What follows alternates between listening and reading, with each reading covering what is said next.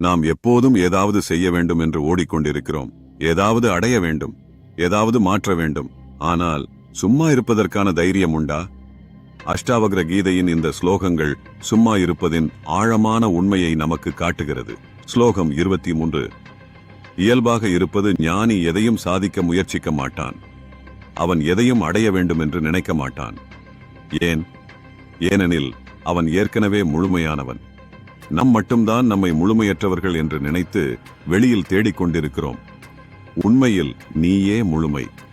ஸ்லோகம் 24. செயல் இல்லாத செயல். வாழ்க்கையில் பல விஷயங்கள் நடக்கிறது. நாம் அதை நான் செய்கிறேன் என்று நினைக்கிறோம். ஆனால் ஞானி என்ன பார்க்கிறான்? செயல்கள் நடக்கிறது, ஆனால் செய்பவன் யாரும் இல்லை. அவன் உள்ளத்தில் எந்த உரிமையும் இல்லை, அதனால் எந்த பிணைப்பும் இல்லை.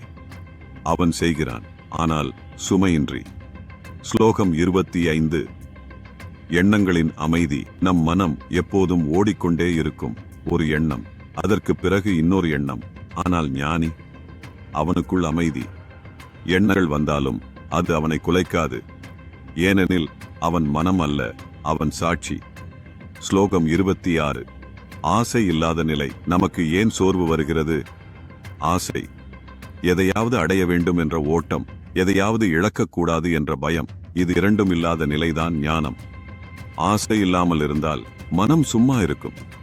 அந்த சும்மா இருப்பதில் ஒரு பெரிய ஆனந்தம் இருக்கிறது. ஸ்லோகம் 27. இயல்பான வாழ்க்கை. ஞானி வாழ்க்கையை மாற்ற முயற்சிக்க மாட்டான்.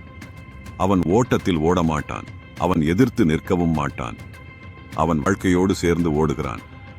எது வந்தாலும் ஏற்றுக்கொள்கிறான், எது போனாலும் விடுகிறான். அது ஒரு மிக எளிய வாழ்க்கை, ஆனால் மிக உயர்ந்த வாழ்க்கை. ஸ்லோகம் 28. சுதந்திரத்தின் உண்மை. சுதந்திரம் என்பது வெளியிலிருந்து வருவதில்லை, அது ஒரு உள்ளார்ந்த உணர்வு.